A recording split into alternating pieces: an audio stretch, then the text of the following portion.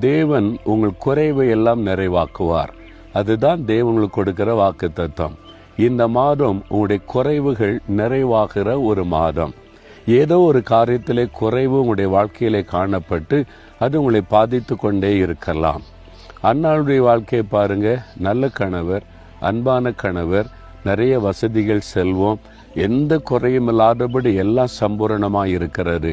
குழந்தை இல்லை என்கிற ஒரே ஒரு குறை, அது நிந்தையை, வேதனை கொண்டு வந்தது. அந்த குறைவு நிறைவாக்கப்படும் வரை அவருடைய உள்ள வேதனையினால் நிறைந்திருந்ததை பார்க்கிறோம். ஆபிரகாமுடைய வாழ்க்கையிலும் ஆண்டவர் வெள்ளி, பொன்னு, வேலைக்காரர்கள், வேலைக்காரிகள் என்று எல்லா செல்வத்தையும் கொடுத்திருந்தார். குழந்தை இல்லையே என்கிற குறை அவருடைய உள்ளத்தில் காணப்பட்டு கொண்டிருந்தது. தேவன் அந்த குறையை நிறைவாக்கி மகிழ பண்ணினார். எசேக்கியா என்ற ராஜா, தேசத்தின் ராஜா, அதிகாரம் இருந்தது, அரண்மனை இருந்தது, செல்வம் இருந்தது, செல்வாக்கு இருந்தது, எல்லாம் இருந்தது. ஒரு நாள் வியாதி தாக்கின போது ஆரோக்கிய குறைவு ஏற்பட்டது. வியாதி படுக்கை அவர் அதிகமாய் பாதித்தார். ஐயோ, எனக்கு சுகம் இல்லையே, ஆரோக்கியம் இல்லையே, குறைவுபட்டு விட்டேனே என்று ஆண்டவர் அந்த குறைவை நிறைவாக்கும்படி அற்புத சுகம் கொடுத்தார்.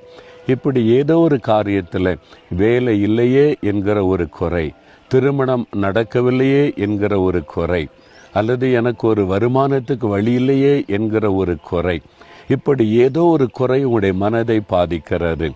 எந்த குறையை கர்த்தர் மாற்றி நிறைவாக்க போகிறார். ஒரு நிறைவான ஆசீர்வாதம் இந்த மாதத்தில் கர்த்தர் உங்களுக்கு தரப்போகிறார்.